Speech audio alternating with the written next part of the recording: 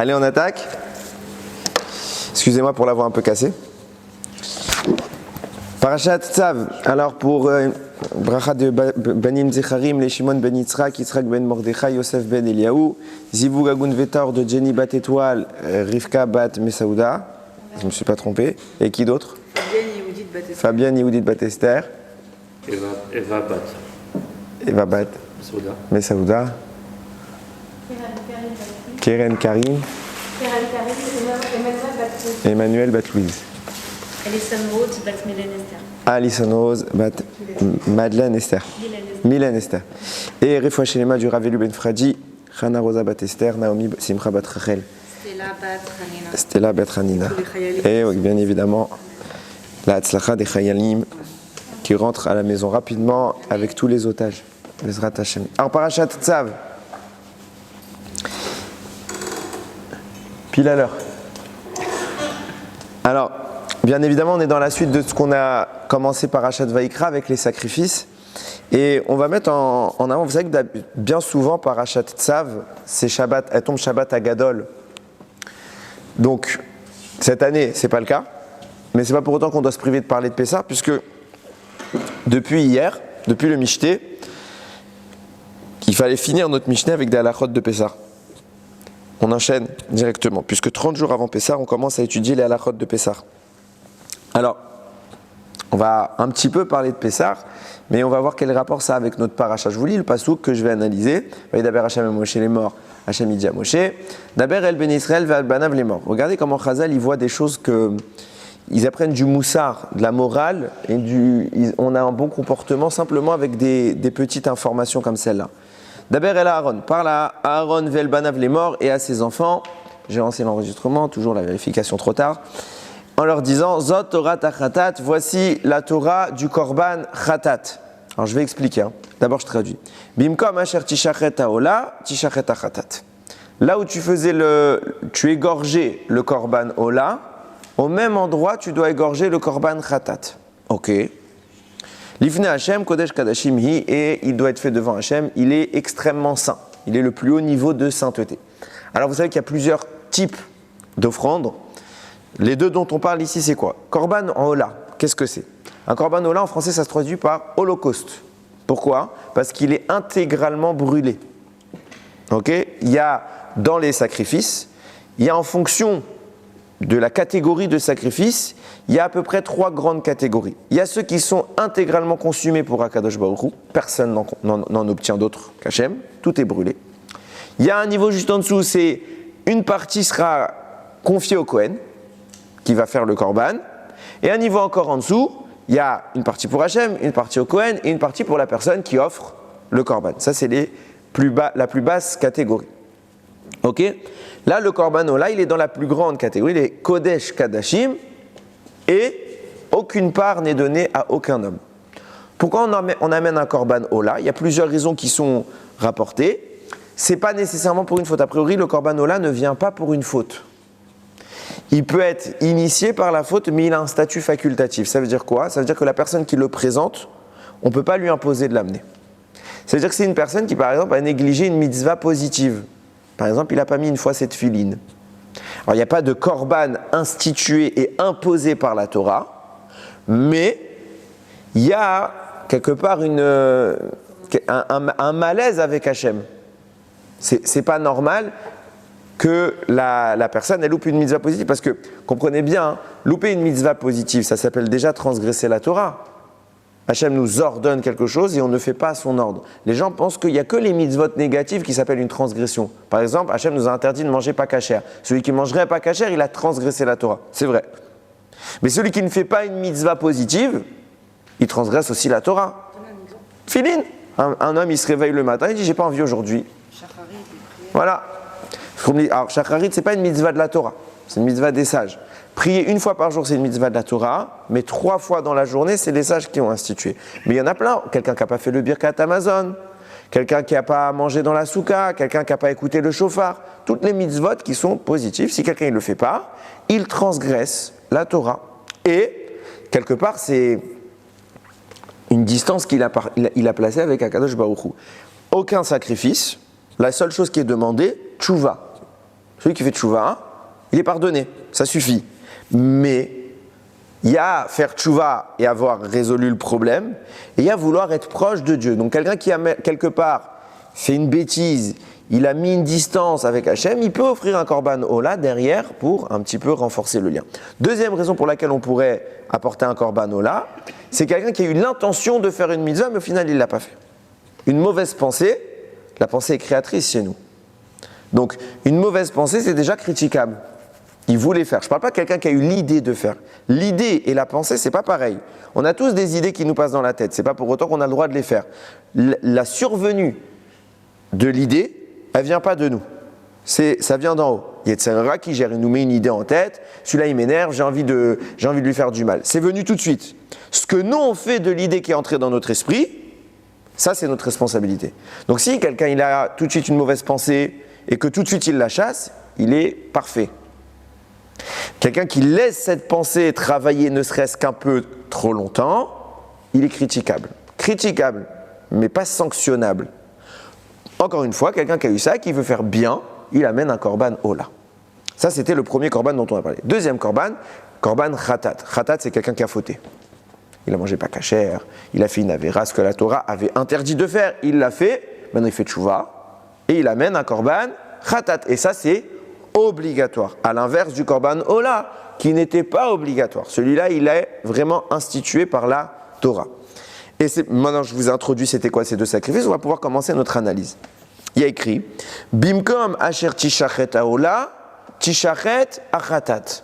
La Torah réclame qu'à l'endroit où on égorge l'animal qui sera choisi pour faire un korban ola, donc le korban qui était facultatif intégralement brûlé, ce sera le même endroit qu'on choisira pour égorger l'animal du sacrifice khatat qui lui vient réparer une faute. Alors la question qui se pose, cet endroit qui est choisi pour égorger l'animal, la Torah nous le dit, il faut que ce soit au nord, dans le Mishkan. Ok ? Pourquoi ? Al-Pisod, la raison pour laquelle ça se passe là-bas, c'est que cet endroit, c'est là que règnent toutes les forces du mal. Donc quand quelqu'un il fait une avéra, forcément il renforce les forces du mal, il leur donne de quoi manger. Donc pour contredire son attitude qui a mis en place ce système, il va se mettre au même endroit, vers direction nord, et il va faire un korban. Encore une fois, on avait expliqué le lachon, le langage du mot korban vient du mot lekarev, donc il va se rapprocher à Hachem. Comment on se rapproche d'Hachem ? On enlève l'écran, on enlève le mal qui fait intermédiaire entre lui et nous. Donc en faisant le sacrifice là-bas, on va égorger la bête, on détruit la force du mal qu'on a engendrée. Jusque-là, vous me suivez. Maintenant, on a un problème. Que tu me dises que je dois faire cela pour un korban khatat, qui lui vient à cause d'une faute, qui a engendré quelque chose, que je dois me mettre au nord, j'entends, puisque cette faute est génératrice d'une énergie négative que je veux détruire. Le korban ola, j'ai dit, il est facultatif. C'est pour quelqu'un qui a déjà fait tchouva et qui veut être très proche de Dieu, c'est du plus. Il n'y a plus rien à annuler, il a fait tchouva, on a dit que celui qui a transgressé une mitzvah positive, qui fait tchouva, ça y est, c'est fini. Tchouva et khatat. Non. Positive, non. Négative, oui. Négative, il faut tchouva, korban. Positive, tchouva. Vous me suivez ? Donc je comprends très bien ce que vient faire le korban khatat au nord, mais je ne comprends absolument pas ce que vient faire le korban ola au nord. Et c'est pas moi qui pose la question, en réalité c'est Rabbi Shimon Bar Yochai. Et il dit dans la Gemara quelque chose de très joli. Il pose une question de façon plus globale. Il dit d'où on a appris qu'il fallait faire la amida, quand je parle de la tfila, à voix basse. Alors on sait que nous on a appris les lois de la tfila grâce à Chana. C'est ce qu'on dit le fameux Vatipalel Chana. Chana est la première femme de tout, je dis la première femme, mais en fait le premier personnage de l'histoire dont on sait qu'il a prié à voix basse. Il y a le Kohen Gadol de l'époque qui s'appelle Eli, et il la voit comme ça en train de marmonner avec ses lèvres. Et il pensait qu'elle était ivre, parce qu'on ne faisait pas ça. Et Chana avait raison, elle a prié à Hachem, et depuis, il y a tout un passage de ça dans la Gemara Brachot, on a appris de là comment se comporter pour la tfila. D'où elle a sorti ça, la dame ? Parce que nous, on sait que c'est la première à avoir prié à voix basse. Et on sait qu'on a calqué notre attitude sur elle. Très bien. Et d'où elle savait ? qu'il fallait prier à voix basse. Elle a décidé comme ça, elle a dit, peut-être c'est plus sympa à voix basse. Et nous, on a dit, ah, bonne idée. Non, on a appris de là. Rabbi Shimon bar Yochai dit, d'où on a appris? On a appris du korban khatat. Qu'est-ce qu'elle a fait la Torah? Elle n'a pas voulu humilier celui qui a fauté. Parce que je vous ai posé la question, que je mette le korban khatat au nord, j'entends. Mais pourquoi tu viens mettre l'euro là qui n'a pas sa place, il ne vient pas détruire une avéra? Pourquoi tu mets l'euro là? Pour une seule raison. La raison, c'est que si tout le monde me voit au nord et qu'il n'y a qu'un seul korban qu'on fait au nord, c'est lequel? C'est celui qui vient réparer des avérotes. Alors les gens ils vont dire, ah t'as vu pourquoi il est là celui-là? Il a fait une avéra, c'est un rachat.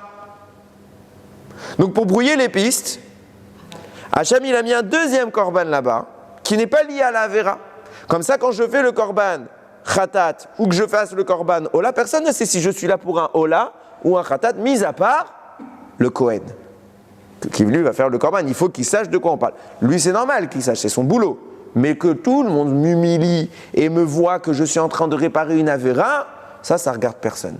Oui, excusez-moi. La consomption du korban n'est pas la même. Non, après on le brûle. On a dit que c'était pas jusqu'au bout. Si le khatat, on le brûle intégralement. De toute façon, quand bien même, après ça c'est l'affaire du Kohen. C'est sûr que ça ne donne pas de part après à la personne qui l'offre. Donc il n'y a pas de problème. Parce que c'est encore une fois, le Kohen il sait ce qui se passe. Une fois que le Kohen il a fait son méchoui, lui il prend sa part, personne ne voit, c'est pas un problème.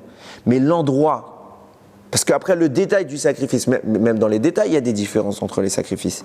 C'est encore une fois, c'est le Kohen qui va faire le sacrifice. Donc nous on voit plus ce qui se passe.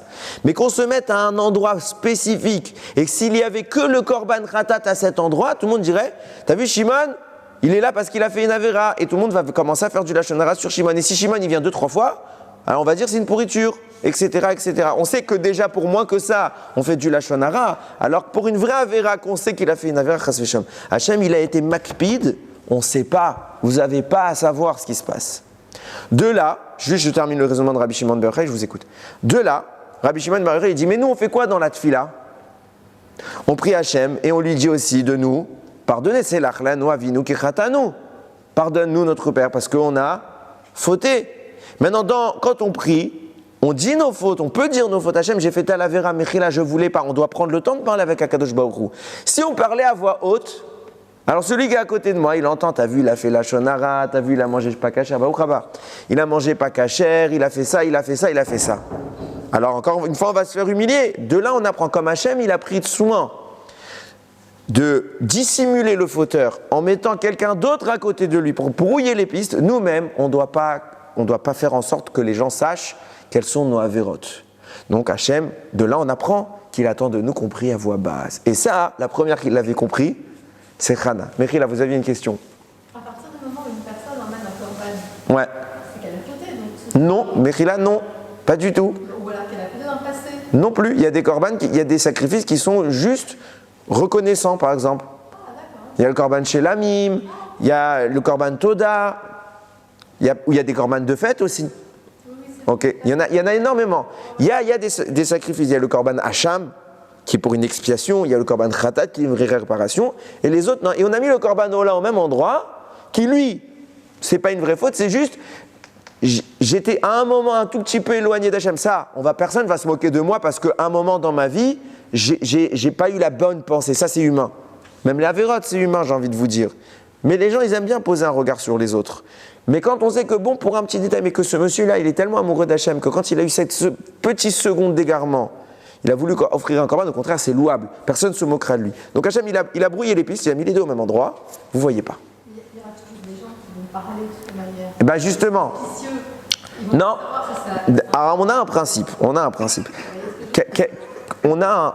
Quelque part, on ne peut pas suspecter sans raison. Alors le gars, il dit, ouais, je l'ai vu offrir un korban. Si on pose la question, oh là, ah, mais toi, les gens vont poser la question. Je vois Shimon dans la rue et je commence à dire, tu sais, celui-là, il est tous les 2 semaines, il est au Beth Amikdash. Korban Khatat. Il fait un korban. Il dit, ah, il fait au nord, là où il y a les Averot. Il dit, l'autre, tu peux lui dire, peut-être c'est un Ola. Tu veux lancer une rumeur, tu n'as pas de fondement. Parce qu'on ne peut pas lancer une rumeur sans fondement. Bon, si on y arrive bien aujourd'hui. Mais dans la théorie, après, encore une fois, le gars qui veut faire du lachon hara, il fera du lachon hara. Mais ce qu'Hachem veut, c'est quand même donner un baromètre à la personne qui lui permettra de ne pas penser à ça.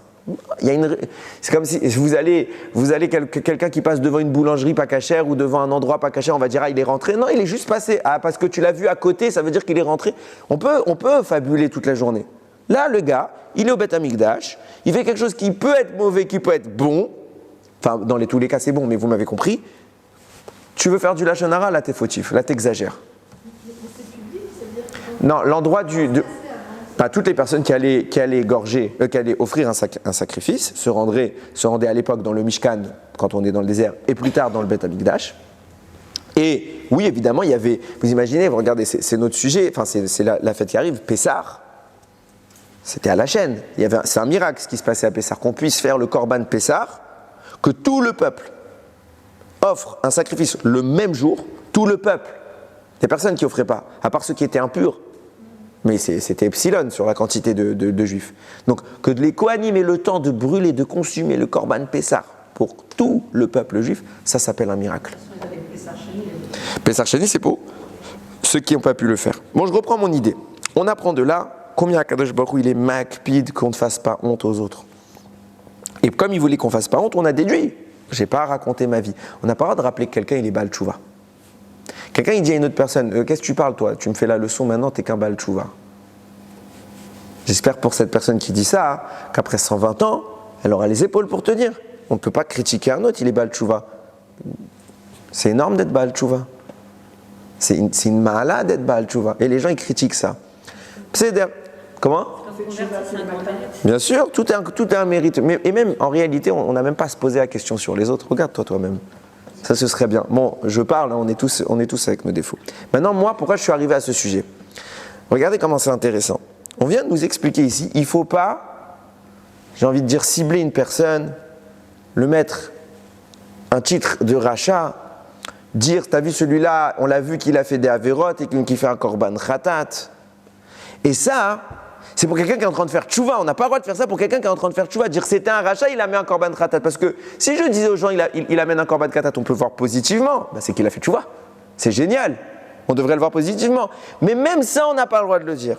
Alors imagine juste de dire que c'est un rachat. C'est une catastrophe. Pourtant, vous faites ça tous les ans à Pessah. Le Seder de Pessah est articulé autour de 4 enfants. Le Chacham, le Racha, le Tam et le She'eno Yodea Lishol. Le Chacham, c'est le Talmid Chacham, le génie de la famille, le Tzadik, tout ce que vous voulez de bien. Le Racha, c'est tout l'inverse. On n'est pas une personne en particulier, on parle d'un type. Alors on va répondre à ça. Je vais y venir. Il y a le Racha, c'est le pourri. Le Tam, il est un peu simple. Mais le Tam, il est en phase de devenir un Tzadik. Il est pur. La Tmimout, ça connote toujours la pureté. Yaakov, c'est écrit Ish Tam Yoshev Ohalim. C'est un homme intègre qui était dans les tentes. Et il y a le She'eno Yodea Lishol, c'est celui qui te contrefiche de tout. Lui, il est en train de devenir un rachat. Parce qu'il s'en fiche. On l'appelle bien rachat. Et, c'est pas juste qu'on doit dire ça en l'air. C'est pas des paroles en l'air. Parce que la Torah nous dit quoi répondre. C'est pas les sages qui ont désigné 4 profils. C'est la Torah qui a désigné ces profils. La Torah dit, il y a 4 types d'enfants. Donc à ta table, potentiellement... Comment? Le rachat est placé en deuxième position. Bah encore heureux. Non, mais on va pas le mettre avant le tzaddik. Non, mais apparaît-il qu'il s'y connaît. Ah oui, non, alors, Il ne veut pas. Aboudrin Ham, il dit qu'ils sont classés par âge. Il y a ceux qui sont... C'est pour ça que je vous ai dit qu'il y a le Chacham, il est déjà avéré Chacham, le Racha, il est déjà avéré Racha, et les 2 autres, ils sont en phase 2. Ils sont encore plus petits. Donc nous, on est tous en phase, en fait. Hein? Nous, on est Tinok Shenishba, ça s'appelle. Nous, on est Tinok Shenishba. Passons. On est tous en phase. En face de quelque... Non, t'es plus une enfant, enfin. Si je suis un enfant, moi. Chacun ses problèmes dans la vie. Hein. Alors on reprend. Regardez, l'idée c'est quoi? C'est que la Torah nous a dit, à plusieurs reprises, et voici ce que tu diras quand ton fils te posera la question. Et en fonction de la manière que ton fils aura de poser la question, il y a 4 versets, tu devras lui répondre la réponse adaptée. Et si un jour nos enfants nous posent la question du rachat, et ça peut arriver, croyez pas que ça n'arrive pas, eh bien il est profilé rachat. C'est quoi la question du rachat? Qu'est-ce que vous faites?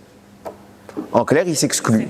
vous faites vous, mais moi je n'ai pas à faire tout ça. C'est quoi ce que vous faites là maintenant? C'est quoi ces rites archaïques, barbares, d'une époque dépassée? Vous comprenez même pas, vous n'êtes pas à l'ère du jour, vous n'êtes pas moderne, blablabla. Bla, bla, bla. Un enfant qui dit ça, écoute bien ce qu'a dit la Torah, c'est pas moi qui dis. La Torah elle dit celui-là, il est rachat. On peut pas mettre une étiquette comme ça sur les gens. Mais la cavote, c'est tout mon sujet. Elle vient, tu veux faire le cours à ma place? Non, c'est tout mon sujet. Comment la Torah, elle est en train de nous expliquer. Attention, quand quelqu'un il a fait tchouva, il ne faut pas l'humilier, il ne faut même pas dire qu'il est en train de faire tchouva, il ne faut même pas le raconter aux autres. Secret. Pourquoi? Pour que les gens fassent tchouva. Parce que si ça devient l'archouma à chaque fois qu'on fait tchouva, on ne fera plus de tchouva, on préférera rester des fauteurs, chas shalom, et on ne fait pas de tchouva. Alors la Torah, elle est discrète, elle nous dit un peu de derech eretz. Et qu'est-ce qu'elle vient faire cette même Torah? Et encore une fois, les sages qui ont articulé autour des cas d'enfants, ils se sont appuyés sur les psukim de la Torah. Quand il te dit ça à l'enfant, tu réponds ça. Quand il te dit ça à l'enfant, tu réponds. Qu'est-ce qu'elle dit? Écoutez la violence de la réponse de cet enfant. La violence. On lui dit quoi au rachat? Sache, petit.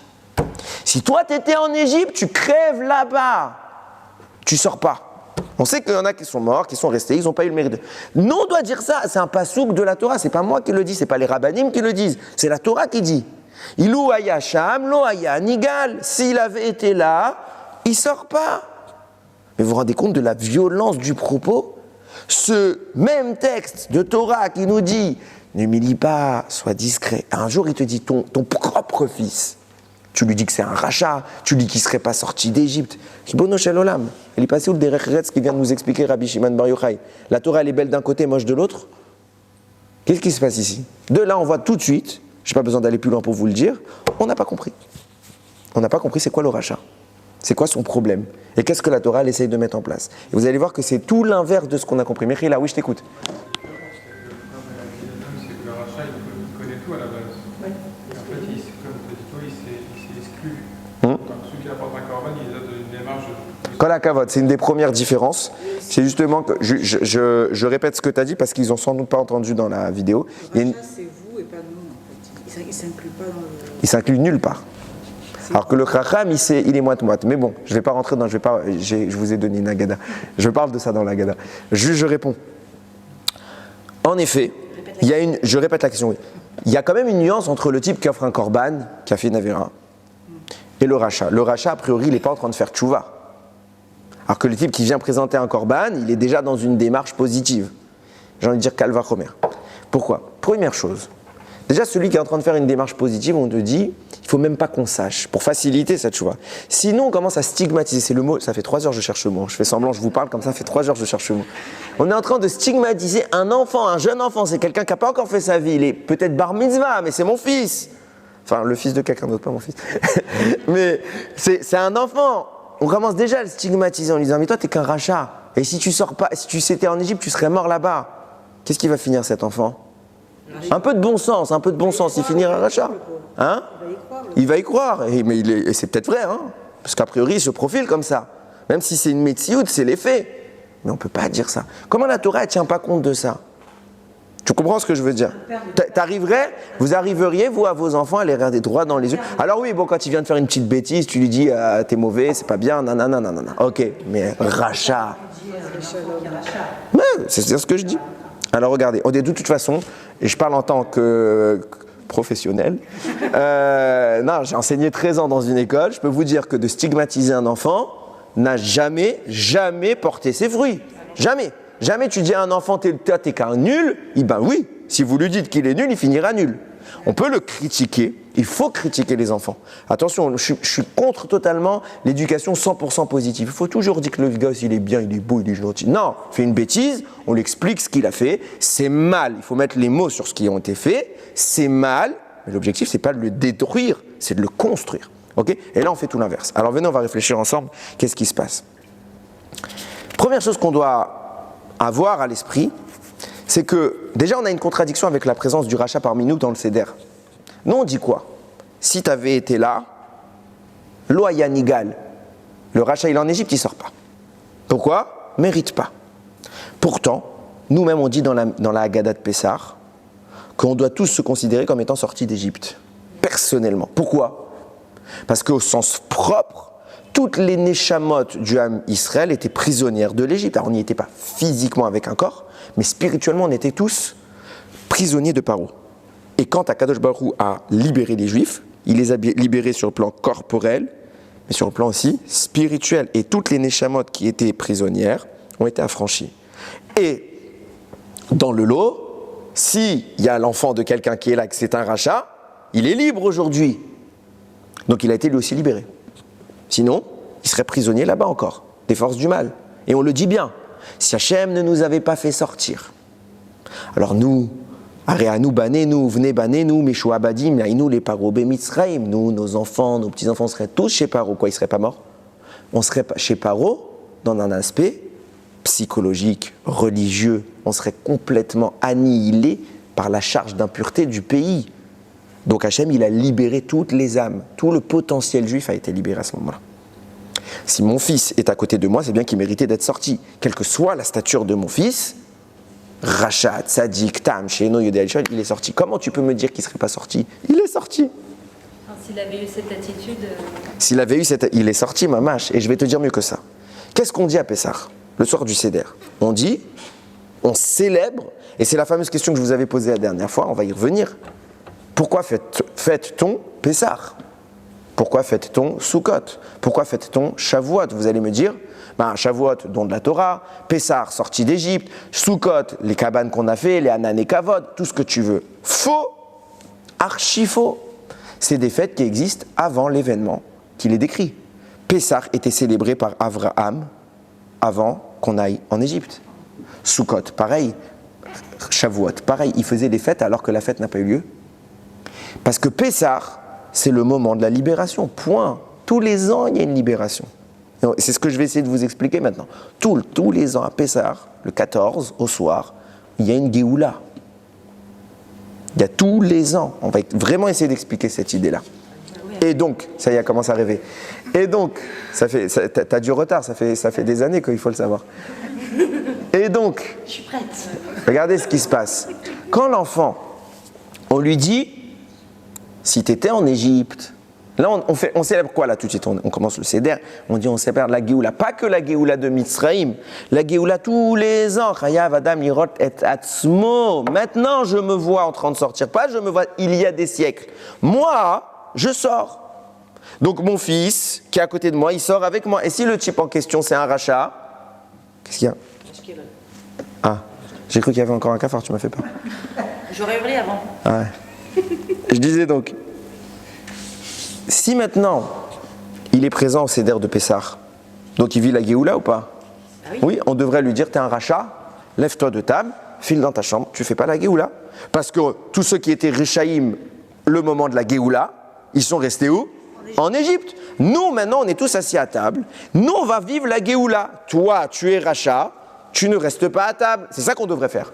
Et pourtant, on l'assoit avec nous, on lui fait boire les 4 verres s'il est grand, on lui fait boire, au pire du jus de raisin, on lui fait manger la matzah, on lui fait vivre le Seder de... Mais pourquoi tu lui fais vivre? Il sort pas, lui. Il y a même des Rachaïm qui sont sortis d'Égypte, non?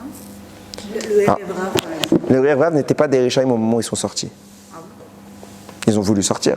C'était pas des Réchaïm. Il y a tout un sujet sur le Erev Rav. Tout un sujet. Bon, on ne peut pas faire un cours dans le cours. Regardez ce qui se passe. On va plus loin maintenant. Donc la première question que je viens de vous poser sur le rachat, c'est qu'est-ce qu'il fait à côté de nous à table? Maintenant, je vous pose une question. Ça existe un enfant, admettons il est mauvais, hein. Il s'assoit à Pessah, on va dire la première année il ne savait pas, mais maintenant il sait. Donc son père il lui a dit, parler comme ça, c'est les Réchaïm qui parlent comme ça. Il fait quoi l'année d'après? Il dit, papa je suis un rachat. Et je répète la même phrase, j'ai toujours mon attitude. Qu'est-ce qu'a fait un enfant devant ses parents? Il essaye d'être agréé. Il essaye de trouver grâce aux yeux de ses parents. Et je vais vous donner, j'ai un exemple concret. Qui est le rachat par définition dans la Torah, dans les Chamisha Chumshe Torah? Esav, et qu'est-ce qu'il faisait devant son père? Esav est un rachat, idolâtre, meurtrier, violeur, tout, il a fait tout. Et c'est l'homme qui devant son père était le plus grand tzaddik. Jamais il disait à son père, papa, ce que je fais c'est mal. Au contraire, il y a même des avis tellement qui respectaient son père, il faisait tchouva un peu devant son père. Tellement que c'était khachouv que son père le voit d'un bon œil. Quel enfant il vient? Je parle pas genre que l'enfant il est un jour énervé, il fait la tête, il fait ben voilà je te fais la tête et je fais des bêtises. Non, quel enfant? Il n'y a pas de raison maintenant. Il vient montrer devant papa, maman, il est rachat, ça existe. Esav qui est le prototype du rachat, il fait pas ça. Alors nos enfants ils vont faire ça? s'habiller par Kavod. Tout, il s'habillait, le respect qu'on pouvait avoir exactement, il l'avait. Donc, si Esav, il fait semblant d'être un tzaddik juste parce que c'est important vis-à-vis de son père. Un enfant, toute sa vie, il va faire le rachat devant son père. Non, il va faire des bêtises, dans le dos. Il ne fait pas devant nous. Moi, je me rappelle qu'avant, les gens qui fumaient, ils ne fumaient pas devant leurs parents. C'est vrai. Ils ne fumaient pas devant leurs parents. Moi, mon père, il fumait. Jamais mon grand-père, il l'a vu fumer. Il savait. Jamais il l'a vu fumer. Et si un jour, mon grand-père s'approchait de loin, vite, il jetait la cigarette. Pourquoi? C'est son père. Et c'est pas ma team pour lui. Comme la Tsniout d'ailleurs. C'est comme pour tout. Alors comment on va dire notre fils, à nous, il va faire le rachat devant nous, le soir du Seder, le soir de la Géoula? Mais c'est Yefchari, c'est pas normal. Un enfant bizarre, il fait ça. Mais ça, c'est pas qu'il est rachat, c'est qu'il est malade. Mais un enfant, il fait pas ça. Alors qu'est-ce qu'on comprend de là? Écoutez bien ce qu'il dit le Shla Akadosh. Quand vous remontez dans le paragraphe d'avant de la Haggadah, précisément au moment où il y a le rachat, juste avant, il y a le moment où il y a le tzaddik. Le tzaddik, il pose une question. Le chacham, il dit, papa, qu'est-ce qui se passe? Qu'est-ce qu'on est en train de faire? Etc. Et son père lui répond, après la ficomane, on ne mange plus rien. Alors, je ne vais pas faire l'analyse du chacham, mais on est tous bien d'accord qu'entre la question et la réponse, il n'y a aucun rapport. Papa, qu'est-ce qu'on est en train de faire? Ton père est appris une halakha, après à la ficomane, on ne mange plus rien, mon fils. Comment ça se fait? Je ne vais pas m'interroger sur la réponse qu'on donne au Chacham. Je vais m'interroger sur la qualité de la réponse. Comment ça se fait qu'on donne au Chacham une réponse qui est obscure et pas une réponse claire? Comment on fait Yetziat Mitzrayim? Non. Après la ficomane, tu ne manges plus rien. Nous dit le Shla Akadosh, parce que juste après, c'est quoi le passage? C'est le rachat. Et en réalité, quand le Chacham il pose sa question, le papa il doit lui répondre une vraie réponse. Mais comme il y a un rachat à côté, il ne laisse même pas au père le temps de parler, que déjà il vient, il l'interrompt et il pose ses questions. Donc le père, quand il répond la réponse de l'enfant, Chacham, il répond à la fois une réponse qui concerne le Chacham, et en même temps il remet à sa place le rachat. La réponse du Chacham, nous dit le Shla Akadosh, concerne et le Chacham et le rachat. Et on le dit aux deux, sachez qu'après la ficomane, on ne mange plus rien. Je ne vais pas m'interroger sur le Chacham, je vous ai dit, je parle de ça dans la Haggadah, si vous l'avez prise, vous pourrez lire. Ok? Maintenant, je vais m'intéresser sur en quoi cette réponse concerne également le rachat. Écoutez ce que dit Chazal. Le Gaon de Vina, il dit, il y a une Gemara très connue, je vous l'avais déjà dit ici, qui dit que la Gemara, on a l'impression qu'elle a écrit un truc que, genre, le gars, il s'ennuie, ce qu'il a dit tellement, c'est évident. Il dit, sache que le venin du serpent, il est entre ses dents. Tu savais pas? Tout le monde sait ça. Comment ça se fait que la Gemara nous dit le venin du serpent il est entre ses dents? S'il n'y avait pas eu le Gaon de Vina, on ne comprend pas ce qu'elle veut nous dire la Gemara. Elle dit d'où? Qu'est-ce qu'elle veut nous dire la Gemara ici? C'est quoi le sod? C'est que la faute sur terre, elle est toujours l'expression de deux entités. Comme toujours, il y a l'aspect matériel, l'aspect spirituel. Sur terre, l'instigateur de la faute a bien été le serpent, qu'on dit en hébreu Nachash. On est d'accord? C'est qui son pendant spirituel? C'est le Satan. Nous dit, si je ne me trompe pas, c'est dans Pirkei des Rabbi Eliezer. Là-bas, il dit le Satan est venu sur le dos du Nachash, donc l'ange du mal, et a chevauché le serpent. Et à deux, ils s'en sont pris à Adam et Chava. L'aspect matériel, il faut bien qu'on discute avec lui, il faut bien qu'il nous tente. Et l'aspect spirituel, c'est celui qui va le conseiller comment l'orienter vers le mal. Donc quand vous mettez le Satan en haut, le Nachash en bas. Écrivez le mot Satan, Nachash. Et vous lisez en colonne. Première lettre, c'est un sin pour le Satan, et juste en dessous, vous avez un nun pour le Nachash, ça fait le mot shen. Shen, ça veut bien dire une dent. On saute le milieu, on va sur l'autre extrémité. Dernière lettre du mot Satan, c'est un nun. Dernière lettre du mot Nachash, c'est encore un shin. Ça vous fait encore une fois le mot shen. Donc vous avez une dent à droite et une dent à gauche. Qu'est-ce qu'il y a au milieu? Nous dit la Gemara. Au milieu des deux dents, il y a le poison. C'est quoi le poison? Les lettres qui sont au milieu. Na, Satan, donc un tête. Nachash, c'est un chet. Ça fait le mot chet, la faute. Entre les deux dents du serpent se tient la faute. Le vrai venin de ce monde, c'est quand on faute. Quand on faute, viennent les maladies, viennent les problèmes, viennent la destruction. Et au contraire, quand on ne faute pas, qu'on coupe le venin, il y a la vie. Tout l'inverse de ce qu'on vient de dire. Maintenant, on sait que cette idée-là que nous dit le Gaon de Vilna, le serpent, plus tard, qui va prendre son rôle? C'est Esav. Esav est l'incarnation du Nachash qui était présent à l'époque de Adam Arishon. Et comment maintenant nous on veut couper le venin? Donc on veut supprimer Esav, comment j'empêche l'existence d'Esav? Eh bien c'est très bien, il y en a un dans l'histoire qui a réussi. C'est qui? C'est Yaakov. Il a réussi complètement à annihiler toute l'entité que représentait Esav. Qu'est-ce qu'il a fait? Il lui a pris toutes les brachot. Comment il a fait ça, ce génie? Un génie. Parce que je vous l'ai dit tout à l'heure, pourquoi fête-t-on Pessah? Pas parce qu'on est sorti d'Égypte, parce que Pessah a été créé depuis la création du monde. Donc Abraham, Yitzhak et Yaakov célébraient Pessah. C'est pour ça que quand Yaakov va se présenter devant Yitzhak pour prendre les brachot, sa mère va lui préparer à manger. Elle va préparer 2 chevreaux. Rachi, il dit quoi? C'est un morphal, Yitzhak? 2 chevreaux? Pour lui tout seul? Il dit Chas v'shalom. Comme c'était Pessah, il y a 2 sacrifices. Korban Pessah, Korban Chagiga. Toutes les fêtes, il y a un Korban Chagiga, Korban de fête. Donc elle a fait un chevreau pour Pessah, un chevreau pour le Korban Chagiga. Et vient le Midrash Plia. Il écrit quelque chose d'extraordinaire. Il dit, qu'est-ce qu'il a dit? Yitzhak, à la base, refaites-vous l'histoire, hein. Yitzhak appelle Esav, fais-moi un bon repas, grâce à ce bon repas, je vais te bénir.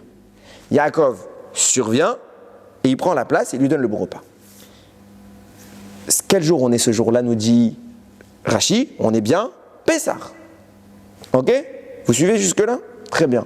Comment se termine le Seder de Pessah? Par la consommation du Korban Pessah, ce qu'on appelle aujourd'hui la fikoman. Qu'est-ce qu'on fait après la fikoman? On ne mange plus rien. Nous dit le Midrash Plia. Quand Yaakov a terminé le repas avec son père, il a fait exprès de lui donner la fikoman. Comme ça, son père ne peut plus strictement plus rien manger jusqu'au lendemain. Or, il avait dit quoi son père à Esav? Grâce au fait que je mange, je pourrais te bénir. Puisque maintenant tu ne peux plus manger, parce que tu as mangé la fikoman, tu ne peux plus bénir personne. Aujourd'hui, c'est fini. Et le jour de la bracha, il était aujourd'hui. Vient Esav, il dit, mais papa, je t'ai fait à manger. Il dit, c'est pas que je veux pas manger, mon fils. J'ai pas le droit de manger. Mais il a fait quand même une bracha. Il lui a donné quoi comme bracha? Il lui a bien dit, tu n'existeras que si ton frère faute. Quand lui baissera son cou, toi tu pourras relever le tien. Ça veut dire quoi? C'est pas une bracha, c'est son frère qui est le boss. Il l'a mis sous la tutelle de Yaakov, c'est pour ça qu'il a pleuré Esav. Il a voulu tuer Yaakov. Quoi, t'as reçu une bracha, t'es pas content? Non, c'est pas une bracha. Ça veut dire que mon père m'a autorisé d'exister si mon frère n'existe plus. Ça lui a promis des barcodes matériels comme l'Italie. Il lui a tout donné à Yaakov d'abord. Non, mais il a dit l'Italie, tu nous as dit. Seder, il lui a donné l'Italie. Mais c'est pas ça la bracha qu'il voulait, Esav. Il voulait tout le Olam Hazé. Il voulait même le Olam Haba, mais bon, passons. Il n'a rien eu de ce qu'il voulait. La preuve, il va lui donner toute la ville de Séhir. Il va avoir des choses, Esav. Mais il veut tuer Yaakov. Pourquoi il veut le tuer? T'as rien pris. Tu voulais même pas de tout ça. Tu m'as pris ma bracha. Tu m'as pris ma bracha. C'est pas ça que c'était ma bracha. Que je te donne autre chose, je peux te donner. Mais la bracha qui était dépendante de l'alimentation, la vraie bracha, rien. Grâce à quoi? À la afikoman. Regardez ce que veut dire le mot afikoman. Afikoman, ça vient, normalement vous coupez le mot en deux, c'est 2 mots collés en fait, afikoman. Afiku, man. Exclure, man, afiku, les afouké, dans la Gemara, ça veut dire exclure quelqu'un. Et man, c'est un repas. Donc quand on mange l'afikoman, on exclut tout autre repas. On peut donner une autre traduction.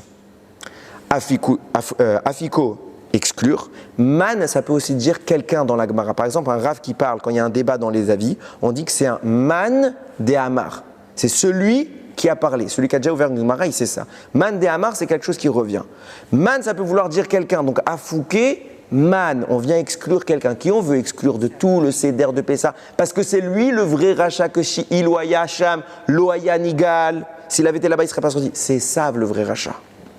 Et lui, on a expliqué que c'est lui le venin, c'est lui la faute, et c'est lui tout ce qu'on essaye de supprimer le soir du Seder, c'est de détruire et d'annihiler l'entité qui s'appelle Esav, Nachash, Satan, appelez-le comme vous voulez.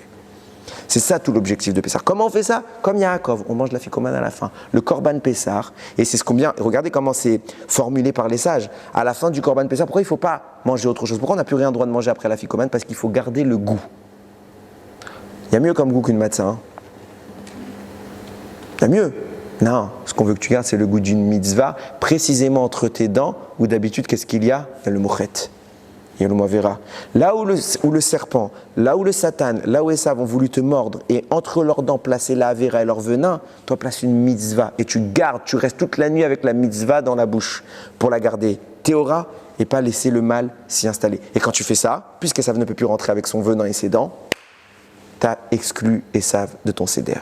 Maintenant qu'on a compris ça, regarde ce qui est en train de se passer. On a une déduction évidente de tout ce que je viens de dire. C'est que le rachat, il est là. Donc est-ce qu'on l'a exclu? Ben non. Donc le rachat n'est pas un rachat. Parce que sinon j'aurais dû l'exclure. Le fait que le rachat soit présent est le plus grand signe qu'Akadosh Baruch Hu lui donne qu'il n'est pas un vrai rachat. Un vrai rachat, c'est qui? C'est Esav. Et on fait tout le soir du Seder pour l'exclure. Toi, mon fils, on te garde. Pourquoi on te garde? Parce que Béhémet, au fond de toi, t'es pas un rachat. Ce qui fait que tu en as l'apparence, c'est que Esav, il a réussi à te mordre. Mais toi, t'es pas un rachat. Sinon, je te laisse pas rester à côté de moi à Pessah. Toute l'année, oui. Pessah, non. T'as pas le droit. J'essaye d'exclure le rachat, c'est Esav. Toi, tu restes là. Donc, c'est pas un vrai rachat. Qu'est-ce qu'il est? Et qu'est-ce qu'on vise alors avec cet enfant? Bien évidemment. Mais comment? Regardez comment le simple soir de Pessah, et là on comprend ce que j'ai dit tout à l'heure, le soir de Pessah, c'est une Géoula annuelle. Tous les ans, il y a une Géoula depuis Briat Haolam. Tous les jours, le 15 Nissan, Hachem libère le Ham Israël. De quoi? Du mal, de l'Égypte, des forces du mal, des 49 degrés d'impureté, de toutes les influences étrangères. C'est comment? Bien évidemment, il faut rapprocher le Ham Israël de son créateur. Et on voit qu'il y a deux. J'ai trouvé un rav qui est contemporain qui s'appelle Rav Israël Reisman, très intéressant ce qu'il écrit. Il a amené deux exemples. Mamash, on voit les effets extraordinaires de ce que fait Pessah. Regardez. Je vous lis un passage du Nar. C'est à l'époque des juges, des shoftim. Donc, avant que les rois soient nommés, avant David Améler. Donc, le dernier chauffette, c'est Shmuel qui va nommer David Améler et avant lui Shaoul. Donc, dans l'époque des juges, il est écrit comme ça. C'est le juge Gidron. Ok? Il est comme ça, Vayavo Malach Hashem, il est venu voir un ange, il y a un ange qui est venu le voir, Vayeshev Tachata Ela, Asher Beorfra, Asher le Yoash Avi Aezri. Donc le papa de cet enfant, il s'appelle Yoash. Il est là-bas l'enfant, Vegid On Beno, son fils, Rovet Ritim Bagat, Léanis Mipene Midiamon, qui est en train de préparer battre le froment dans les pressoirs, et il était là-bas à l'abri parce qu'à l'époque il y avait des guerres avec tout le peuple de Midian. Vayira Elav Malach Hashem. Hashem, un ange apparaît. Qui apparaît? Un ange. On théorise bien les mots. Vemer Elav, Hashem imera Gibor Echaïl. L'ange lui dit, Hashem est avec toi, vaillant, ils ont mis homme, mais on peut dire soldat, ce que tu veux. Vemer Elav Gidon. Et là, Gidon, il répond. Il dit, ah bon, il est avec moi. Biadoni, de grâce, mon maître. Viesh Hashem imanu, Hashem il est avec nous. Velama matzatnu kolzot. Pourquoi on a tous ces problèmes? À cette époque-là, il y avait les guerres avec les pays voisins et on se faisait mater. Ah bah c'est comme Guidon Sar alors, c'est le même prénom. Hein. Velama matzatnu kolzot. Pourquoi tu nous fais tout ça? Et regardez ce qu'il dit. Vayekol nifleotav, asher sipirulanu avotenu les morts. Ils sont où tous les miracles que nos parents ils nous ont racontés? De quoi? Allo mimitzraim elanu Hashem, tu nous as pas fait sortir, il nous a pas fait sortir d'Égypte Hashem. Vatan atashanu Hashem, vitenu bekaf Midian. Maintenant il nous a lâchés, il nous a délaissés pour être entre les mains de Midian. Qu'est-ce qu'il est en train de lui dire? Ah, en Égypte, tu as fait des miracles. Ok. Là, tu fais plus de miracles. Donc pour moi, tu n'es plus à côté de nous. Et qu'est-ce que tu viens me dire, l'ange? Hachem, il est avec nous? Il n'est pas avec nous. Alors l'ange lui répond, Vaïfen Elav Hachem. Et là, il n'y a pas écrit que c'est un ange qui parle. Qui s'est tourné vers lui? Vaïfen Elav Hachem. Hachem lui parle. Il n'y a plus d'intermédiaire. Et il lui dit, Vayomer Ler, pars, il lui dit, Bechochachaze, va avec la force que tu viens de dire, Veoshata et Israël Mikaf Midian. Maintenant, avec tes arguments, tu vas sauver le peuple de Midian. Rachid dit, de quoi on parle maintenant? Qu'est-ce qui s'est passé ici? Il a dit quoi le type? Il lui a dit, ah en Égypte tu nous sauves et maintenant tu ne nous sauves pas. Bon, c'est pas génial. Il a donné un argument extraordinaire. Il lui dit, hier soir, mon père m'a fait quoi? C'était Pessah. Rachid dit, l'ange quand il est apparu, c'est le lendemain matin de Pessah. Il dit, mon père hier il m'a raconté la Haggadah de Pessah. On a fait le Hallel ensemble, on a raconté tous tes miracles. Tu nous as sauvés. Ils étaient quel niveau, les Bnei Israël? C'était des tzadikim en Égypte, 49e degré d'impureté. Plus bas, tu meurs. Il n'y a pas plus bas. On ne sort plus. Ils sont au plus bas de l'histoire. Et jamais on va redescendre à ce niveau. Donc nous, on est au moins mieux qu'eux. On est au moins mieux. Eux, tu les as libérés, c'était des Réchaïm. Pourquoi? Peut-être ils avaient Sroutavot, nous aussi on a Sroutavot. Alors pour nos pères, libère-nous. Alors peut-être c'est parce qu'ils étaient importants à tes yeux, alors on est forcément plus important qu'eux. Parce qu'on est moins Réchaïm qu'eux. Tu dois nous libérer. Et là, Hachem, il lui dit, puisque tu as dit ça, je libère le Ham Israël. Et il les a sauvés et on a remporté les victoires. C'est un bel argument. Sauf qu'on a un problème. Rachid dit, hier mon père m'a raconté. C'est qui son père? C'est Yoash. La suite du texte. Yoash, c'est qui? Un monsieur qui était tellement idolâtre qu'il a un misbéar, il a un autel dans sa maison pour faire les sacrifices. Ce monsieur-là, Rachid nous dit, hier il était en train de raconter Pessah à son fils. Tu crois même pas en Dieu? Tu racontes Pessah à ton fils? C'est le Chiloni d'aujourd'hui. C'est le Chiloni d'aujourd'hui peut-être. Mais c'est pas Chiloni, mais Chiloni c'est quelqu'un qui ne sait pas. Lui c'est un idolâtre. Non, les Chilonimes d'aujourd'hui. Ils ne savent pas, c'est Tinoch Shenishba. Sache-le, ils ne savent pas. Ils ne savent pas de quoi ils parlent. Passons. De là, on déduit quoi? On apprend quelque chose d'extraordinaire. Et c'est ce qu'il dit le Rav. Qu'est-ce qui fait que le père de Gideon, qui s'appelle Yoash, il a raconté Yetziat Mitzrayim en Égypte, alors qu'il est idolâtre? Parce que tous les ans, à Pessah, notre Neshama est libéré. Tous les ans, à Pessah, où qu'on soit, quel que soit notre niveau, quelle que soit notre faiblesse, quelles que soient nos fautes, Hachem il nous éclaire un peu. Qu'on le veuille ou non, c'est gratuit. C'est gratuit. Tu ne mérites pas, je te mets quand même. C'est ce qu'il a dit Gideon. Il ne méritait pas en Égypte. Rien. Tu les as aidés. Pareil, comment son père, qui est un idolâtre, qui a une maison d'idolâtres, il arrive à raconter la sortie de Pessah? Parce que c'est Pessah. Et sa Neshama, elle réagit à son niveau. Elle réagit. Et il a pris son fils. Il dit, bon, viens, on met tout ce côté. Ce soir, on est juif. Demain, je serai encore un idolâtre. Ce soir, je suis juif. Et par le mérite qu'il a écouté son fils, le récit de la sortie d'Égypte, ce soir-là, le lendemain, il y a un malard qui vient. Et comme son papa lui a sorti la sortie d'Égypte la veille, alors il parle au malard et il argumente pour libérer les Bnei Israël. Et c'est cet argument tenu de son père qui fait que Hachem intervient et il nous libère. Mais je vous dis encore bien plus que ça maintenant. Deuxième exemple. Plus tard. Est-ce que c'était plus tard? Je ne sais pas, je ne veux pas vous dire une bêtise. Bon, on va dire par la suite. Non, c'est plus tard, c'est à l'époque des... Non, c'est sûr, Mechila, c'est bon. Au Hachem, j'ai retrouvé mes esprits, c'est à l'époque du roi Yerovam, pardon. Donc beaucoup plus tard, il y a déjà les rois. À l'époque du roi Yerovam, le Ham Israël s'est complètement perverti. Hachem envoie un prophète, il s'appelle Ido. Et il lui dit, va parler au roi, va lui dire ça, mais je te préviens, tu vas être tenté sur la route de manger avec des gens, tu refuses tout le monde. Ok, donc il va voir le roi, il lui fait toute sa tochacha, toute sa réprimande. Le roi lui dit, bon d'accord, viens on fait un repas ensemble. Il lui dit, non, Hachem il m'a interdit, je ne mange pas avec toi. Il s'en va. Sur la route, nous dit la Torah encore, Vaï, Em yoshvim el hashulchan, Vaï devar Hachem el... Ah pardon, j'ai pas raconté toute l'histoire encore, avant d'arriver au Pasouk. Sur la route, il croise un faux prophète. Un faux prophète qui l'a suivi. Et il vient le voir, le faux prophète, il lui dit, viens on mange ensemble. Et il lui dit, Ido, il dit, non, Hachem, il m'a interdit de manger avec toi. Il dit, non, mais moi aussi, je suis prophète. Et il y a un malard qui est venu me voir, qui a dit, c'est bon, maintenant, on peut manger ensemble. Alors, qu'est-ce qu'il fait? Il dit, ok. Il mange avec lui. C'est un prophète qui est erroné. C'est un rachat. Si vous savez qui est ce rachat, vous seriez choqués. C'est un rachat. Alors, qu'est-ce qui se passe? Ils sont en train de manger. Vaï, et ce fut, Em yoshvim el hashulchan. Ils étaient en train de manger sur la table. Vaï devar Hachem, el hanavi asher eshivo. Hachem a parlé avec le navi qui lui a dit. C'est qui? Regardez, on va voir qui parle. Vaikra el ish Elokim. Mais il s'adresse maintenant, le prophète s'agrège à l'homme de Dieu. Asher bab Yehuda, qui venait de Yad, il est mort, quoi, Mar Hachem? Comme ainsi Hachem a parlé. Yann qui marita pi Hachem, puisque tu as transgressé la parole d'Hachem, velo shamarta et ta mitzvah, t'as pas gardé la mitzvah, Asher tivecha Hachem elokecha, qu'Hachem t'a ordonné. C'est quoi la mitzvah? Vatashav, vatochal, lechem, vatesht maïm. C'est quoi la vera? L'homme il parle à la personne qui est en face de lui, il lui dit, Hachem vient de me dire que tu as transgressé son ordre et que tu as mangé alors qu'il t'avait interdit de manger. À qui il a interdit de manger? À Ido. Donc qui est en train de prophétiser? Le faux prophète. Le mec, c'est un rachat, c'est un avis shaker, il est en train de prophétiser.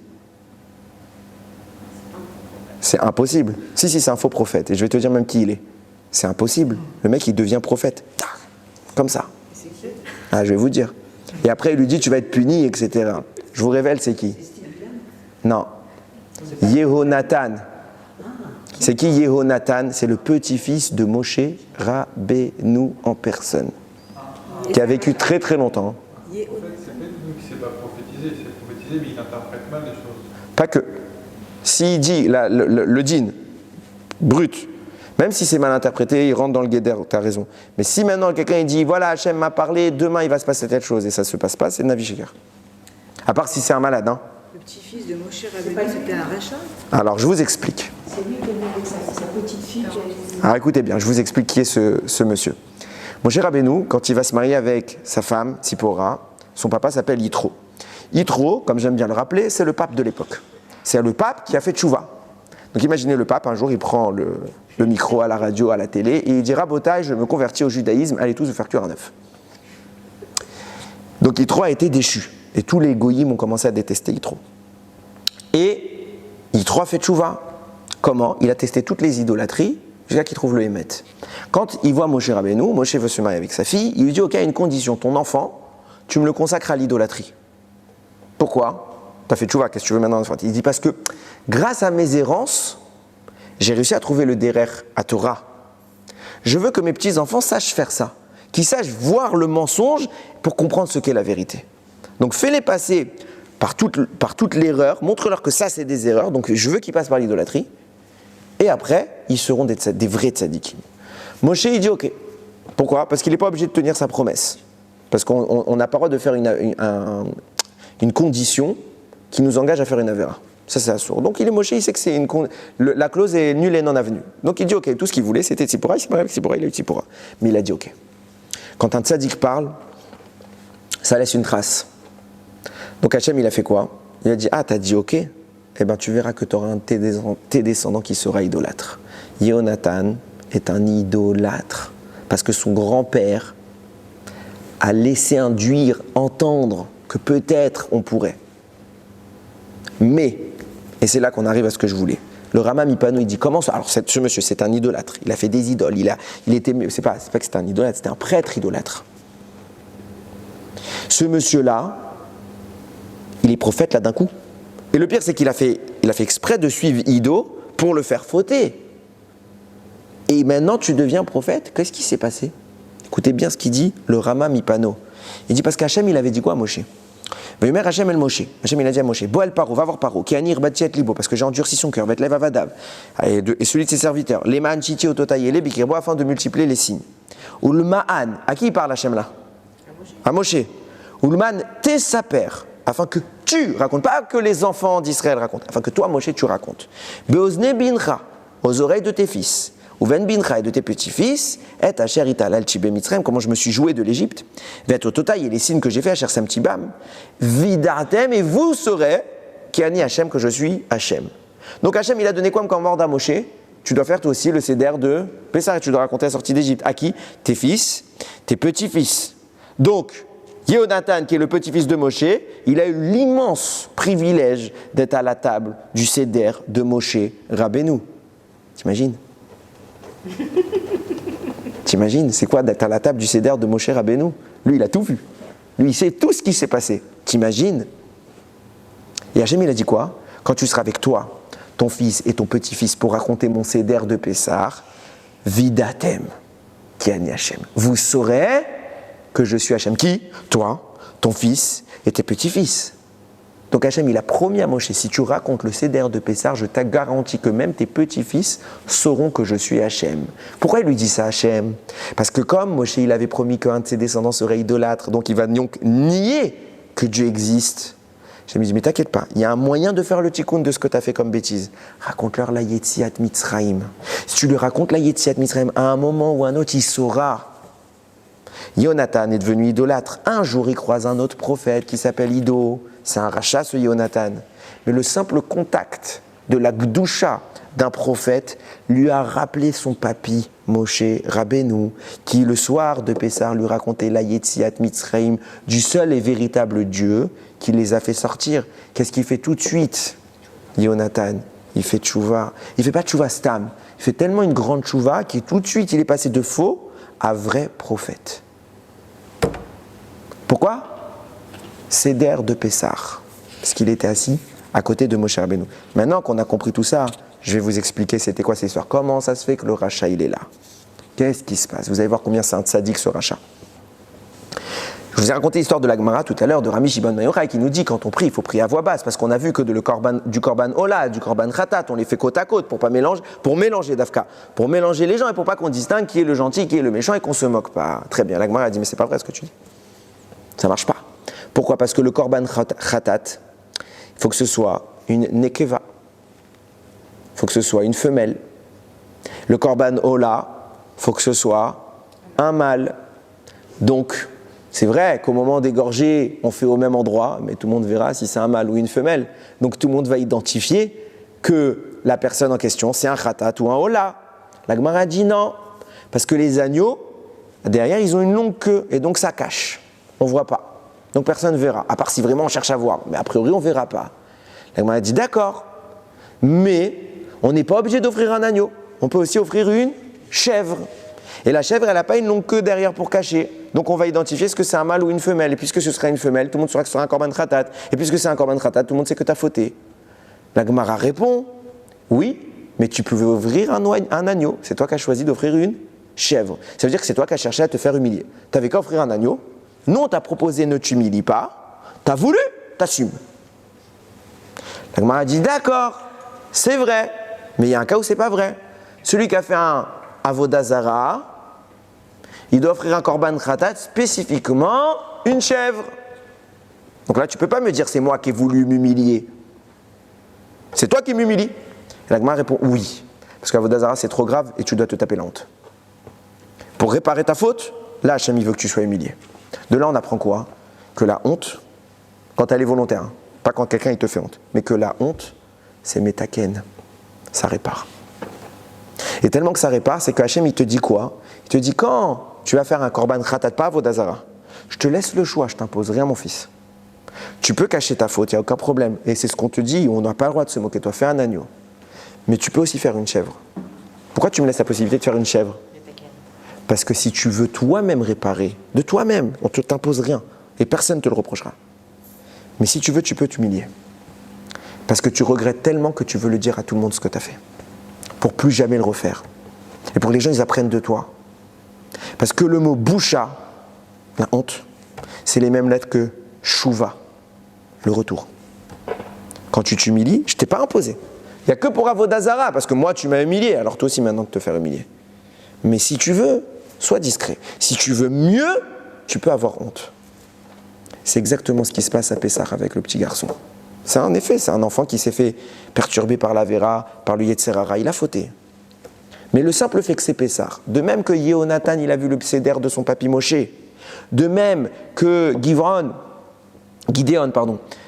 il a vu le Seder avec son père et grâce à ça, ils ont libéré l'homme Israël. De même, quand on s'assoit avec nos enfants, le simple fait qu'on s'asseye, Pessah commence, il y a un élan de Géoula dans le monde.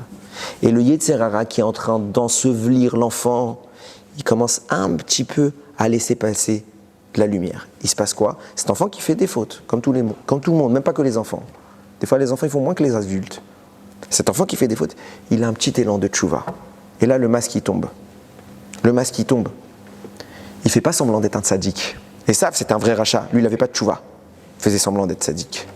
Le petit garçon, il dit, il ne fait pas semblant, papa, je suis un tzaddik. Papa, je suis un rachat. Pas parce que il veut provoquer son père. Parce que c'est un petit garçon qui a fait des bêtises et qui a besoin de l'aide de son papa, de sa maman. Je ne sais pas quoi faire, papa. J'ai fait une bêtise. À un moment ou à un autre, les enfants, ils ont tous fait des bêtises et ils essayent de les cacher. Mais à un moment, quand ça devient trop grave, le type, il y a la police et tout, bon, il est obligé de dire à papa et maman. Donc là, il a besoin, papa et maman, il n'y a que vous pour m'aider, donc je suis obligé de vous dire, aidez-moi. Le petit garçon, quand il vient devant son père, il dit, je suis rachat. C'est pas pour dire, papa, je suis maintenant rachat. Mais en effet, si j'étais resté comme il y a 2 minutes, je ne serais pas sorti d'Égypte. Papa, je reste avec toi au Seder de Pessah. J'enlève le masque. Je suis un rachat, je ne fais plus semblant d'être un tzaddik devant toi. Maintenant, on est ensemble à Pessah. Aide-moi à faire tchouva. Aide-moi à faire tchouva, papa. Et la Torah lui répond de la plus belle des façons. Si tu avais été là-bas, tu ne serais pas sorti. Mais tu es là. Donc tu es sorti. Quand la Torah dit, si le rachat avait été là-bas, il ne serait pas sorti, dis-lui ça. C'est pas pour le critiquer. C'est pour lui dire, le fait que tu es soi maintenant avec nous, c'est que tu es sorti, mon fils. Tu n'es pas un rachat. Il y a 2 minutes peut-être. Mais le simple fait que tu sois venu maintenant ce soir à Pessar, tu as commencé à faire, tu as ouvert la porte, tu n'es plus comme Esav. On ne veut plus te sortir, la ficomène, ce n'est pas pour toi. Sinon, on t'aurait mis dehors. Tu ne restes pas à ma table. Je te garde à ma parce qu'Hachem, là, il te le dit. Il ou Hacham, lo Nigal, tu n'aurais pas été libéré, mais Hachem, il t'a libéré. Tu n'es pas un rachat. Et tout l'objectif du Seder, c'est ça. Pas de faire honte. Mais l'enfant, qu'est-ce qu'il fait? Il fait, mais papa, moi, je veux me faire honte. Parce que je sais ce que j'ai fait, c'est mal. Et je veux revenir. Parce que Boucha, c'est Chouva. Et je suis prêt à assumer les conséquences de mes actes. Aide-moi, papa. Le père qui vient le soir du Seder, et qu'il a un rachat à table, et qui le traite comme un rachat, c'est lui le rachat. Le Sfat Emet écrit comme ça. Pourquoi il y a 4 enfants? Parce que les enfants, c'est la projection des parents. Et s'il y a 4 enfants, ça dit crachat, hein, c'est que nous aussi on a les 4. Il y a des mitzvot, on est tous des tzadikim. Kashrut, on mange kasher. Pessah, on enlève tout le khamet. On est des tzadikim. On est chacham, on fait attention aux détails. Il y a des mitzvot, on est des rechaim. Rien à taper. Rien à taper. Plage mixte, rien à taper. Rien à taper. C'est pas un truc de juifs, c'est un truc d'extrémistes religieux qui ont tout en noir. C'est écrit nulle part. Vrai ou faux? Il y a des mitzvot où on n'a rien à taper, on est rechaim. Il y a des mitzvot, on est tam. On fait parce que maman, papa, ils faisaient. On est tam, on suit. On ne sert pas à comprendre plus que ça. Et il y en a, on est chez Eno Yodé Alishol. On ne sait pas poser de questions parce qu'on ne veut pas poser de questions. Parce que tu sais que si tu apprends la halakha, Willy, il va falloir faire attention. Donc on est les 4 enfants. Si toi tu vois un rachat chez un des convives, pose-toi des questions sur toi. Pose-toi des questions sur toi. Tu n'as pas le droit de voir le rachat. Hachem, il t'a dit, quand tu vas pour faire des sacrifices, on ne doit pas voir est-ce que c'est un khatat ou un hola. Quand on va prier, on ne doit pas prier à voix haute. Personne ne doit savoir. Si lui, il veut, il fait ce qu'il veut. Mais toi, tu n'as pas le droit de voir les gens de cette manière. À l'inverse, on doit voir les gens positivement. Quand quelqu'un il vient, il l'appelle à l'aide. Bien souvent, la provocation, c'est un cri de l'âme. Bien souvent, un enfant, et pas qu'un enfant. Pas qu'un enfant. À chaque fois que ma femme elle rentre, elle me dit « Ouais, j'étais à côté d'une anti-religieuse ou d'un anti-religieux. » Je fais « Ah, dommage, j'étais pas là. » C'est mes préférés. C'est mes préférés. Parce que les autres, je leur sers à rien. Ça sert à rien. Un rave, il a besoin d'un autre rave. D'un rave plus grand que lui pour grandir. Mais il n'a pas besoin qu'on vienne lui faire des tochachot. On n'a pas besoin de lui expliquer ses Hachem. Il sait. C'est qui a besoin des talmidei chachamim? Nous, on a besoin de talmid parce qu'on est loin. Moi, ce qui m'intéresse, c'est ceux qui sont loin. Viens, Tel Aviv, ma parole. Non, j'aime bien aussi Ashdod. Mais le débat, il est où? Il est là. Parce que celui qui est loin, il y a de quoi lui donner. Et s'il est loin, qui te provoque, ouais, mais c'est pas vrai, blablabla. Sache que lui, il est complètement enseveli dans Esav, mais au fond, c'est un fils de Yaakov. Rappelez toujours ça à l'esprit. Pareil pour les enfants, pareil qu'on invite du monde à Pessar. Et pareil dans la vie, vous marchez dans la rue, vous avez une misère, vous voyez quelqu'un qui est loin, si on peut l'aider. Imagine vous y arrivez, vous pouvez lui changer sa vie. Le simple fait de l'avoir eu à Pessar, Moshe, il a sauvé son petit-fils. Il était assis à côté de papy. Et on le sait qu'à Pessar, on a plusieurs générations. Moi, je vois encore avec mes grands-parents, Zichronam Livracha. C'est des souvenirs à Dayam. Quoi? Moi, je me rappelle, je raconte un peu ma life. 2 minutes. Première fois, moi, j'ai fait tchouva. Première fois, je viens à Pessar avec des commentaires. J'avais mes fiches Bristol. J'en avais 42, je me rappelle. J'avais 42 fiches Bristol. Ils m'ont dit, ils commencent à... Bon, j'étais jeune, j'ai bu un verre de vin, j'étais déjà au 7e. Et donc, mon père, il lit, et nous, on avait l'habitude de lire, traduire, on avance. Même pas traduire, on lit et on avance. Le Talmid Racham de la maison, c'était celui qui lisait le plus vite. Celui qui savait bien lire, ça, c'était le rabbin de la maison. Et moi, je viens, je termine la première année, et je commence à faire un commentaire. Alors, bon, je sais que j'embête tout le monde, mais je suis bien. J'ai bu mon verre, je suis bien. 2e, 3e. Et mon père qui commence il voit qu'il y a des gens à table, mon père, il s'en fichait. Il voit qu'il y avait de la famille à table qui était un peu plus éloignée, et que ça allait sous l'art. Il me fait un petit coup de pied, comme ça, sous la table. Mais ce qui est extraordinaire, c'est qu'il y avait mon grand-père de l'autre côté, qui lui met aussi un autre coup de pied sous la table. Il lui dit, il veut parler, il parle. Moi, je regarde avec beaucoup de joie mon père, je fais bien sûr. J'étais très content. Mais Bisroudze, qu'est-ce qui se passe? Au Hachem, on a fait une agada. Au Hachem, c'est comme ça que ça marche. On commence avec un petit effort. savez pas, le simple fait d'avoir laissé parler un petit enfant il y a de ça 10 ans, 10 ans, on va dire, c'est pas grave. On va rester jeune. Mais il y a un petit moment, le simple fait qu'il ait dit à mon père, laisse-le parler, et les convives, ils ont qu'à aller dormir s'ils sont pas contents, ça m'a sauvé moi. Alors combien vous pouvez sauver de personnes avec un petit mot de Torah, un petit sourire, un rachat, un riloni qui n'est pas un rachat, parce qu'il n'y a pas de rechaim, il n'y a que des gens qui sont égarés. Baruch Adonai Leolam, Amen ve Amen.